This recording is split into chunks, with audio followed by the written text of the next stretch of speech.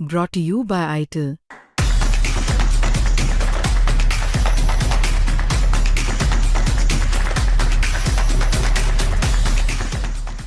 तो आदाब, नमस्कार, गुड इवनिंग, सत श्री अकाल। एक बार फिर आप तमाम लोगों का स्वागत है क्राइम तक की कहानी के इस एपिसोड में। उम्मीद है पूरी फैमिली अच्छी होगी, अपना और अपनों का ख्याल रख रही होगी। आज छठा दिन है जब अमेरिका, इजराइल और ईरान के बीच जंग जारी है।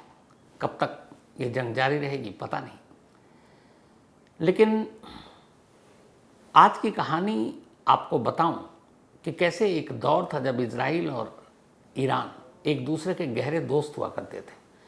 कैसे इजरायली खुफिया एजेंसी मोसाद और ईरानी खुफिया एजेंसी सावक एक दूसरे के लिए मिलकर काम करते थे। कैसे तेल बेचा करते थे एक दूसरे के साथ। फिर ये दोस्ती कब तक चली और कैसे टूटी, वो कहानी आपको सुनाऊं उससे पहले लास्ट सैटरडे 28 फ़रवरी को अमेरिका और इजराइल के इस हमले में जो ईरान के सर्वोच्च नेता आयतुल्लाह अली खामेनी की मौत हुई, उसको लेकर तमाम खबरें थी। एक डिटेल रिपोर्ट आपको बताई थी कि कैसे CIA ने, उससे पहले मोसाद लगातार वहाँ ज़मीन तैयार कर रहा था, खुफिया जानकारी थी, मीटिंग की, और उसके बाद कैसे वहाँ बम गिराए गए। एक नई जो रिपोर्ट आई है उसके हिसाब से CIA लगातार खामेनी और उनके इर्द गिर्द के लोगों पर नज़र रख रहा था, लेकिन असल में आखिरी वक्त में जो खबर मिली कि खामेनी 28 फरवरी को तेहरान के ख़ास इलाके की ख़ास बिल्डिंग में जो ईरानी रिवोल्यूशनरी गार्ड कॉप है यानी IRGC, उसके आला टॉप ऑफिशियल के साथ मिलकर मीटिंग करने जा रहे हैं। यह खबर CIA को असल में उन सिक्योरिटी गार्ड्स के ज़रिए मिली जो खामेनी की सुरक्षा के लिए जिम्मेदार थे। अब ये गार्ड कौन थे, फ़िलहाल इसका तो खुलासा हुआ नहीं है, क्योंकि ऑपरेशन इंटरनल था और शायद सामने आ जाए तो फिर जो भी इसमें मुखबिर और गद्दार था उसका अंजाम क्या होगा आपको पता है। लेकिन जो रिपोर्ट है वो ये कि CIA ने पूरी तरीके से खामेनी के जितने भी सिक्योरिटी गार्ड थे, क्योंकि CIA को मालूम था कि खामेनी का जो भी मूवमेंट होगा, कहीं भी जाएंगे तो उनके ख़ास कौन कौन गार्ड है जिनके ऊपर उनकी सुरक्षा की जिम्मेदारी है। तो बाकी VVIP लोगों के साथ साथ सिक्योरिटी गार्ड पर फोकस किया और उनके मोबाइल से लेकर सारी चीज़ों का हैक किया, यहाँ तक कि वो कहाँ रहते हैं वो भी पता किया, और उन गार्ड की अब जासूसी शुरू कर दी। उधर दूसरी तरफ उसी वक्त मोसाद जो है, तेहरान में जो जितने सड़क पे CCTV कैमरे थे, जो ट्रैफिक कैमरे थे, उनको हैक करने में लगा था। और कुछ ख़ास कैमरे की मदद से उसे भी ये पता था कि किस बिल्डिंग में, क्योंकि चुनिंदा बिल्डिंग थी खामेनी की जहाँ वो छुप सकते थे या रह सकते थे या गोपनीय मीटिंग कर सकते थे, उसके बारे में पल पल वो सारी जानकारी उन CCTV कैमरों से मिल रही थी। और उस कैमरे से जो भी तस्वीरें आ रही थी वो सीधे तेल अवीव यानी इजराइल में उसके ऊपर बाकायदा रिसर्च होता। और कुछ कैमरे का एंगल ऐसा था जो बेहद ख़ास, मतलब उस बिल्डिंग में कब सिक्योरिटी के मूवमेंट है, कब नहीं है, कब ज़्यादा हलचल है, कोई गाड़ियों का मूवमेंट क्या है, VVIP गाड़ियाँ कितनी आ रही हैं, ये सारी चीज़ें कैमरों के ज़रिए तेहरान से तेल अवीव तक सारी रिपोर्ट जा रही थी। और इधर CIA सिक्योरिटी गार्ड के ऊपर पैनी नज़र रखे हुआ था। यही वजह है कि जब 28 फरवरी को सुबह खामेनी ने हाई ऑफिशियल मीटिंग की ईरान के टॉप लीडरशिप के साथ, तो अमूमन ऐसे सारे मीटिंग के दौरान ये होता है कि जितने भी टॉप ऑफिशियल्स हैं और जो लोग उस मीटिंग में शामिल होते हैं उनका मोबाइल स्विच ऑफ होता है और मोबाइल कहीं और रखा होता है, वो अपनी अपनी गाड़ियों में या जहाँ पर भी छोड़ देते हैं। मीटिंग के लोकेशन पर मोबाइल ऑन नहीं होता, ना लेकर आते हैं, क्योंकि उन्हें पता है इससे उनकी लोकेशन आइडेंटिफाई हो सकती है। तो टॉप ऑफिशियल के मोबाइल तो बंद थे, लेकिन जो सिक्योरिटी गार्ड थे, ख़ासतौर पर जो खामेनी की सुरक्षा के लिए जिम्मेदार थे, उनके मोबाइल ऑन थे। अब चूंकि वो उस मीटिंग के अंदर तो शामिल नहीं थे, बिल्डिंग के बाहर थे, और बिल्डिंग के बाहर मोबाइल ऑन। और तब तक CIA पता लगा चुकी थी कि कौन कौन से सिक्योरिटी गार्ड किस किस टॉप लीडरशिप की सुरक्षा में लगे हुए हैं। यहाँ तक कि ये भी पता कर लिया था कि खामेनी की सुरक्षा में कौन कौन से गार्ड हैं, और उनका मोबाइल भी हैक। और उसी मोबाइल के ज़रिए जो सिक्योरिटी गार्ड 28 फरवरी को बाहर थे उस बिल्डिंग के जहाँ ये ऑपरेशन हुआ, उन्हीं में से एक सिक्योरिटी गार्ड के मोबाइल से एग्जैक्ट टाइमिंग और ये भी पता चला कि कितने लोग पहुंच चुके हैं। और उसके बाद ये सिग्नल इजराइल जाता है और फिर वहाँ से ऑपरेशन की शुरुआत होती है और सुबह 9:40 पर तेहरान की उस इमारत में बॉम्ब गिराए जाते हैं, जिनमें करीब 40 लोगों की मौत होती है, जिनमें आयतुल्लाह खामेनी भी थे। तो CIA ने कैसे सिक्योरिटी गार्ड के मोबाइल और सिक्योरिटी गार्ड्स को आइडेंटिफाई कर खामेनी तक अपनी पहुंच बनाई, और कैसे उसी वक्त मोसाद ने ट्रैफिक सिग्नल लाइट्स और बाकी के जितने भी CCTV कैमरे थे उनको हैक कर उस बिल्डिंग और VVIP मूवमेंट के बारे में पूरी स्टडी की। ये सारी चीज़ें मिलाकर इस ऑपरेशन को अंजाम दिया गया। तो ये उस ऑपरेशन की अपडेट थी। आने वाले वक्त में हो सकता है कि खुद इजराइल इस ऑपरेशन को और भी पब्लिक करे, क्योंकि ज़्यादातर केसों में मोसाद कुछ वक्त के बाद अपने सारे ऑपरेशन की डिटेल पब्लिश कर देता है, लेकिन यहाँ जब तक उसके एसेट या जासूस कौन कौन हैं ईरान में, तेहरान में, तो शायद अभी ख़तरा हो, तो इसलिए नहीं करे इस वक्त, और हालात भी नहीं है। तो ये तो हो गई उस ऑपरेशन की बात। बरसों से ईरान और इजराइल एक दूसरे के दुश्मन हैं, लेकिन ये कितनी अजीब कहानी है कि एक दौर था जब ईरान और इजराइल एक दूसरे के बेहद गहरे दोस्त थे। एक ऐसे दोस्त जो न सिर्फ आपस में बिजनेस किया करते थे, बल्कि जो इजराइल की खुफिया एजेंसी मोसाद है, वो कई ऑपरेशन या कई टेक्नोलॉजी और इन सारी चीज़ों में ईरान की मदद किया करता था। मतलब जो आज मोसाद ईरान और तेहरान के लिए सरदर्द है, ये मोसाद एक वक्त ईरानी खुफिया एजेंसी के लिए एक दोस्त के तौर पर काम करता था। इन दोनों की दोस्ती की कहानी शुरू होती है 1948 के बाद। 1948 में जब पहली बार 5 मई को अंग्रेज़, चूँकि इजराइल जो तब वो पूरा इलाका था फ़िलिस्तीन, उस पूरे इलाके पे अंग्रेज़ों का कब्ज़ा था। 1948 में अंग्रेज़ उसे छोड़कर चले जाते हैं, जैसे उससे 1 साल पहले 47 में इंडिया से चले गए। पर यहाँ से जाते जाते उन्होंने 2 टुकड़े किए, इंडिया और पाकिस्तान, ताकि लड़ते रहो, क्योंकि उनका काम ये फूट डालो राज करो। सेम हरकत यही की अंग्रेज़ों ने इजराइल और फ़िलिस्तीन के साथ। जब अंग्रेज़ वहाँ से गए तो उन्होंने 2 टुकड़े कर दिए उस पूरे ज़मीन के। एक टुकड़े इजराइल को दे दिया और एक पे कहा फ़िलिस्तीनियों तुम्हारा है। अब चूँकि उससे पहले जब अंग्रेज़ यहाँ पर हुकूमत करने आए थे, वो पूरा इलाका फ़िलिस्तीनियों का था। यहूदियों का कोई देश था नहीं, यहूदी इधर उधर भटकते। उस वक्त जब सेकेंड वर्ल्ड वॉर में यहूदियों को मारा जा रहा था, ख़ासतौर पर नाजियों के ज़रिए, तब यही यहूदी इसी अमेरिका, यूरोप के आगे गिड़गिड़ाते थे कि आप हमें शरण दे दो। उन लोगों ने कोई मदद नहीं की। अमेरिका का ये रूप अब दूसरा रूप है। तब फ़िलिस्तीन और वहाँ के लोगों ने कहा कि ठीक है, आप आओ, आप यहाँ रहो। वो बंजर ज़मीनें हुआ करती थी और वो वहाँ रहने लगे। 1948 में जब बंटवारा हुआ तो इस बंटवारे के हिसाब से ये हुआ कि 55%, 55% ज़मीन फ़िलिस्तीनियों के हिस्से में आए और 45% इजरायलियों को दे दिया गया। और इसी 45% ज़मीन पर जब इजरायलियों को उनको सुपुर्द कर दिया अंग्रेज़ों ने, तो मई 1948 में पहली बार इजराइल ने अपने आप को एक आज़ाद देश घोषित किया, यहूदियों का इस दुनिया में पहला देश। इस पहले देश और उस वक्त तक अरब के जो मुस्लिम देश थे उन्होंने मान्यता नहीं दी फ़िलिस्तीन की वजह से, क्योंकि उनका मानना था कि ये फ़िलिस्तीनियों की ज़मीन है, यहूदियों की नहीं। तो मान्यता दे दी। इसके बाद पहला जो मुस्लिम देश था वो था तुर्की। अभी जो तुर्की है उसने इजराइल को मान्यता दी, फर्स्ट मुस्लिम कंट्री। तब तक ईरान में इधर पहलवी की हुकूमत थी, जो शाह पहलवी, और शाह रज़ा पहलवी वहाँ के राजा थे। और पश्चिम देशों से उनकी अच्छी दोस्ती थी, अरब के देशों से इतनी बनती नहीं थी। और ईरान उस वक्त एक दूसरा ईरान हुआ करता था, बहुत खुले विचार का।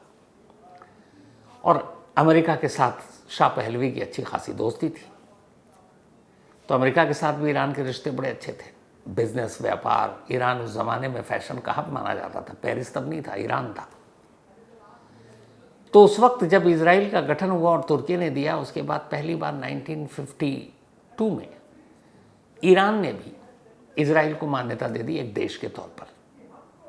ईरान दुनिया का दूसरा मुस्लिम कंट्री था जिसने इजराइल को मान्यता दी। अरब देशों ने नहीं दी थी। अरब देश और ईरान की बनती नहीं थी। उधर राजा सैयद जो शाह रज़ा पहलवी, उनकी हुकूमत। तो जब मान्यता दे दी तो फिर जो इजराइल के पहले प्राइम मिनिस्टर थे, उनका ईरान में आना जाना, उनके साथ अच्छी दोस्ती हो गई। फिर तेहरान में बाद में इजराइल की एम्बेसी खुली, दूतावास, और तेहरान ने भी वहाँ खोला इजराइल में, और अब इनकी दोस्ती चलती रही। करीब जून 1967 की बात है ये। जून 1967 में मिडिल ईस्ट में अचानक एक जंग छिड़ी। इस जंग में इजराइल ने मिस्र, जॉर्डन और सीरिया को हराया था। इस जंग में तब ईरान शामिल नहीं था, लेकिन इसी जंग के दौरान इजराइल के खिलाफ जो चली, मिस्र ने एक इम्पॉर्टेंट सुएज नहर है उसे बंद कर दिया। अब सुएज नहर जब बंद किया 1967 में, और जो 6 दिन की जंग थी जिसकी कहानी पहले आपको सुना चुका हूँ, जिसमें कई देश थे और लेकिन इजराइल अकेला और भारी पड़ा और जीत गया। लेकिन ईरान इस जंग में शामिल नहीं था इजराइल के खिलाफ, क्योंकि तब ईरान और इजराइल दोस्त हुआ करते थे। तो इस जंग के बाद मिस्र ने सुएज नहर को बंद कर दिया। अब सुएज नहर बंद करने से कई देशों पर असर पड़ा और उस पर इजराइल को भी असर पड़ा। उसकी वजह ये थी कि असल में जो सुएज नहर है, इसका बिजनेस के लिए पूरा समुद्री रास्ता यूज़ होता था। 12% जो ट्रेड का सामान था पूरी दुनिया का, 12% वो इसी सुएज नहर से होकर दुनिया भर के अलग अलग देशों में ले जाया जाता था। इसके अलावा जो कंटेनर होते थे अलग अलग सामान से लेकर ऑयल, तेल, गैस, सारी चीज़ें, 30% पूरी दुनिया में जो पहुंचता था उसका 30% इसी सुएज नहर से होकर गुजरता था। अब मिस्र ने इस जंग के बाद इस सुएज नहर को बंद कर दिया तो ये सारे ट्रेड के रास्ते बंद हो गए। अब बड़ी मुश्किल, उसमें इजराइल को भी मुश्किल, ईरान को भी मुश्किल। तो इनकी दोस्ती का सबसे बड़ा एग्जाम्पल ये है, इसी इंसिडेंट के बारे में बताया जाता है कि जब सुएज नहर बंद हो गया तब पहली बार ईरान और इजराइल ने मिलकर एक सीक्रेट समझौता किया। एक सीक्रेट समझौता, एक पाइपलाइन बिछाने का, एक ऐसा पाइपलाइन बिछाने का जिससे ईरान उसी रास्ते से होकर इजराइल और दुनिया के दूसरे देशों में तेल सप्लाई कर सके, क्योंकि ईरान में तेल काफ़ी है। लेकिन दिक्कत ये थी कि इजराइल खुलेआम किसी ऐसे देश से तेल नहीं ले सकता था जो उसी अरब मुल्क का एक हिस्सा है, ईरान। हालांकि ईरान की और बाकी की बनती नहीं थी, लेकिन ये है कि अब मिस्र भी है, जॉर्डन भी है, सीरिया भी है, सभी है, और फिर उनकी तरफ से भी जो तेल आ रहा है इसी रूट से होकर जा रहा है। तो एक तरफ आप जंग लड़ रहे हो, फिर उनका आप तेल यूज़ कर रहे हो, तो बड़ी वक्त बढ़ जाती।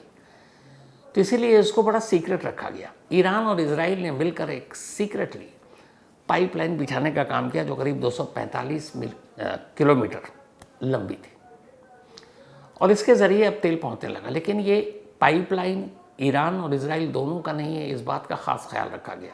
तो इसके लिए कुछ यूरोपियन कंपनी के फर्जी नाम इस्तेमाल किए गए कि ये पाइपलाइन उनकी है, ये बिछाने का काम उनका है, और ये सब, इससे इजराइल ईरान का कोई लेना देना नहीं है। और ये चलता रहा। 67 में ये जंग हुई थी, और उसके बाद 68 में इस वेंचर पर काम शुरू हुआ, फिर ये बना, और अगले बरसों, कई बरसों तक इस पाइपलाइन के ज़रिए ईरान और इजराइल गुप्त रूप से ये सारा कारोबार और तेल, ये सारी चीज़ों का करते रहे। लेकिन फिर अमेरिकी खुफिया एजेंसी CIA को एक दिन पता चल गया कि ये जो अलग अलग यूरोपियन और दूसरी कंपनियों के नाम हैं ये सब फेक है। असल में ये ईरान और इजराइल का खेल है। ये दोनों दोस्ती करके सिर्फ इसलिए कि सच्चाई बाहर ना आए, दूसरे नामों से ये पूरा तेल और ये सप्लाई कर रहे हैं। और ईरान अपने तेल इजराइल को बेचा करता था और इजराइल खुशी खुशी लेता था। जब CIA में इसका खुलासा हुआ तो फिर ये हुआ कि क्या किया जाए। लेकिन अभी ये सारी चीज़ें होती तब तक ये भी था कि इजराइल के साथ और भी बिजनेस थे, इसराइल टेक्नोलॉजी के साथ ईरान को सपोर्ट कर रहा था, इसराइल बिजनेस में सपोर्ट कर रहा था, इसराइल की जो सरकार थी और जो ईरान की सरकार थी, दोनों में गहरी दोस्ती थी। और चूंकि अमेरिका ईरान का दोस्त था और अमेरिका इसराइल का भी दोस्त था, तो ये दोस्ती और भी गहरी होती चली गई और सब कुछ ठीक था। लेकिन इसी दौरान में 70s में अचानक जो शाह रज़ा पहलवी की हुकूमत थी वहाँ, उसके ख़िलाफ़ ईरानी जनता सड़कों पर आ गई और इसको लीड किया आयतुल्लाह रूहुल्लाह खुमैनी ने। और उसके बाद वहाँ लंबी एक लड़ाई चली, फिर खुमैनी को ईरान से निकलना पड़ा, अलग अलग 2-3 देशों में रहे। फिर 1979 में वो वापस तेहरान लौटे। 79 में जब वो लौटे, उससे पहले तक भी ईरान और इजराइल के बीच में दोस्ती कायम थी, ट्रेड कायम था, एक दूसरे से समझौता था, मिलिट्री तक में एक दूसरे की मदद करते थे, खुफिया एजेंसी मदद करते थे, बिजनेस में मदद, तेल में मदद, और कोई इशू नहीं। लेकिन जैसी 79 में शाह रज़ा पहलवी की सरकार गई और वहाँ पर खुमैनी आए, जिनका शुरू से था कि ईरान को एक इस्लामिक कंट्री बनाना है, और वो बना 1979 में। और उनके बनने के बाद ईरान और इजराइल के रिश्ते अब ख़त्म होने शुरू हुए, क्योंकि उस वक्त एक साथ दो चीज़ें हुई। इधर ईरान में तख्ता पलट हुआ, खुमैनी आए, उधर तब तक इजराइल जो है अब 1948 के बाद 1979 तक अपना दायरा फैला रहा था। जो 45% ज़मीन का टुकड़ा उसे बंटवारे के वक्त मिला था, वो बढ़ते बढ़ते अब करीब 60-70% हो चुका था। वो जब तब फ़लस्तीन पे कब्ज़ा करता, उनकी ज़मीन को हड़पता, और धीरे धीरे धीरे करके फ़लस्तीन आखिर में 12% ज़मीन के टुकड़े पर सिमट कर रह गई। जिस फ़लस्तीन के पास 55% ज़मीन थी, फ़िलहाल 12 है, और जिस इजराइल के पास 45% थी, अब वो सारी ज़मीन लगभग एक तरह से आप 12 और 6 अगर यरूशलेम का हटा दें, जिस पे किसी संयुक्त राष्ट्र का कब्ज़ा है, तो 12, 6, 18, बाकी के आप मान कर चलिए कि फिर 82% पूरी फ़लस्तीन और इजराइल की जो ज़मीन है इजराइल के कब्ज़े में है। तो इन चीज़ों को लेकर जब उधर खुमैनी ने तख्ता पलट किया और इस्लामी क्रांति आई, इस्लामिक हुकूमत आ गई, तो फिर ये हुआ कि नहीं, इजराइल फ़लस्तीनियों पर जुल्म कर रहा है और गज़ा पर और बाकी जगहों पर जो हमले थे, और यरूशलेम की उस 35 एकड़ की ज़मीन को लेकर, जिस पे मुस्लिम, यहूदी और क्रिश्चियन तीनों दावा करते हैं, तो फिर ईरान की पूरी फॉरेन पॉलिसी बदल गई और अब तेहरान जो है वो इजराइल को अपना दुश्मन मानने लगा। और फिर तेहरान ने डिक्लेयर कर दिया कि इजराइल और अमेरिका ये दोनों शैतान हैं। उसके बाद ये हुआ कि धीरे धीरे रिश्ते ख़त्म हुए। जो एम्बेसी थी तेहरान में इजराइल की, उसको बंद करना पड़ा। जो वहाँ एम्बेसी थी इजराइल में ईरान की, उसको उन्होंने इजरायली एम्बेसी की जगह पर फ़लस्तीन की एक एम्बेसी के तौर पर अपना सुपुर्द कर दिया। उसके बाद आवाजाही बंद हो गई, एयर रूट बंद हो गए, बिजनेस बंद हो गए, तेल की ख़रीद फरोख्त, ख़रीदना बेचना ये बंद हो गया। यहाँ तक कि ईरान ने पासपोर्ट तक जो इजरायली थे उसको इलीगल करार दिया, कहा हम इजरायली पासपोर्ट को नहीं मानेंगे। साथ ही फिर ईरान ने इजराइल को मान्यता जो दिया गया था उस वक्त वापस ले लिया। जैसे ये कि इजराइल ने भी पलटवार करके कहा कि हम भी ईरान को मान्यता नहीं देते। तो उसी के बाद धीरे धीरे धीरे ये दोस्ती ख़त्म होती गई, लेकिन फिर भी झगड़ा लड़ाई वैसे नहीं थी। लेकिन वक्त बीता, फिर जब ईरान ने हमास, हिजबुल्लाह और ऐसे संगठन जो फ़लस्तीन में लड़ाई लड़ रहे थे, जब उनको सपोर्ट करना शुरू किया, सीरिया में जो थे उन सबको, तो फिर और वो लोग सीधे एक इशारे पर फ़लस्तीन में रहकर जब इजराइल से लड़ते, तो सीधे धीरे धीरे आया कि ईरान अब इन लोगों को हथियार और पैसों से मदद कर रहा है। और इसी के बाद ये दुश्मनी बढ़ती गई और धीरे धीरे फिर जब ये हमले होते गए, तो आखिरकार फिर ईरान और इजराइल दोनों आमने सामने आते गए। इसके बाद तो रॉकेट और बम एक दूसरे देशों पर बरसाने लगे। और अब हाल ये है कि 6 दिन की जंग हो चुकी है। एक रिपोर्ट आई है कि करीब 1250 से ज़्यादा ईरान के लोगों की मौत हुई है इन 6 दिनों की जंग में। कहा जा रहा है कि अमेरिकी सैनिकों की भी काफ़ी बड़ी तादाद में मौत हुई है। इजराइल के भी जो है बहुत सारे बिल्डिंग खंडर हो चुके हैं। मतलब तबाही हर तरफ है। मिडिल ईस्ट के कई देश जो इस जंग का डायरेक्ट हिस्सा नहीं थे, सिर्फ इसलिए क्योंकि अमेरिकी बेस को उन्होंने इजाज़त दे दी इस्तेमाल करने की, उसकी वजह से वहाँ बमबारी है। लेकिन दूसरी तरफ चाहे ब्रिटेन हो, स्पेन हो, यूरोपियन यूनियन हो, इन लोगों ने इस जंग में अमेरिका का साथ देने से मना कर दिया है। अमेरिका ने तो स्पेन से कहा है कि अब हम आपके साथ कोई डील, ट्रेड, सारे समझौते खत्म, रिश्ते ख़त्म कर रहे हैं, क्योंकि स्पेन ने कहा कि हम अपनी ज़मीन का इस्तेमाल आपको ईरान पर हमला करने के लिए नहीं देंगे। दूसरी जो रिपोर्ट आ रही है वो है कि अमेरिका ने जिस तरीके से इजराइल के कहने पर ईरान पर यह हमला किया, लास्ट ईयर जून को छोड़ दें तो ये सिर्फ दूसरी बार है जब अमेरिका डायरेक्ट ईरान के साथ जंग कर रहा है। इससे पहले कभी ऐसा नहीं हुआ। तो अब अमेरिका के अंदर भी विरोध शुरू हो गया है। बहुत सारे दुनिया के जो देश हैं वो कह रहे हैं कि भाई आपने जंग शुरुआत खुद की, आप लड़िए, हम अपनी ज़मीन का इस्तेमाल करने नहीं देंगे। और ईरान की धमकी साफ है कि जो अमेरिका को अपनी ज़मीन का इस्तेमाल ईरान पर हमले के लिए करने देंगे वो भी उसकी नज़र में उसके दुश्मन होंगे। एक खबर ये भी है कि आज 28 फरवरी के बाद आज 6 बल्कि 5 मार्च है, आज भारत सरकार ने ऑफिशियली आयतुल्ला खामिनी की मौत पर शोक जताया है, जो हमारे फॉरेन सेक्रेटरी हैं। बल्कि वो दिल्ली में मौजूद ईरानी एम्बेसी गए और वहाँ जाकर उन्होंने खामिनी की मौत पर अपना शोक व्यक्त किया। रजिस्टर में जो कुछ लिखना है वो भी लिखा। फ़िलहाल ये जंग जारी है, कब तक जारी रहेगी पता नहीं, लेकिन बर्बादी हर तरफ हो रही है और इसमें आगे जो भी होगा आप तक अपडेट ज़रूर देंगे, क्योंकि आज बड़ा इम्पॉर्टेंट डे है। दूसरी तरफ अगर जंग से हटकर बात करें, हमारा सेमीफाइनल, इंडिया और इंग्लैंड का सेमीफाइनल मुंबई के वानखेड़े स्टेडियम में, इंडिया पहले बैटिंग कर रही है। तो बस दुआ यही है कि आज हम जीते तो फिर संडे 8 मार्च फाइनल सामने हमारी होगी न्यूजीलैंड, जिसे भी हमने घर में ही एक तरह से ब्लैक वॉश किया था, वाइट वॉश जिसे कहते हैं। 3 T20 थे, सभी में हराया। तो उम्मीद यही है कि आज इंडिया जीते और फाइनल में पहुँचे और फिर 8 मार्च को अहमदाबाद में फाइनल में भी हम जीतें और back to back T20 world cup जीतने वाली टीम बने। तो इन्हीं दुआओं के साथ, और चाहता हूँ आप सभी भी ये दुआ करें। कहानी में फ़िलहाल इतना ही। मुलाकात होगी आपसे कल रात 9 बजे किसी नई कहानी के साथ। तब तक अपना और अपनों का ख्याल रखिएगा। Thank you very much.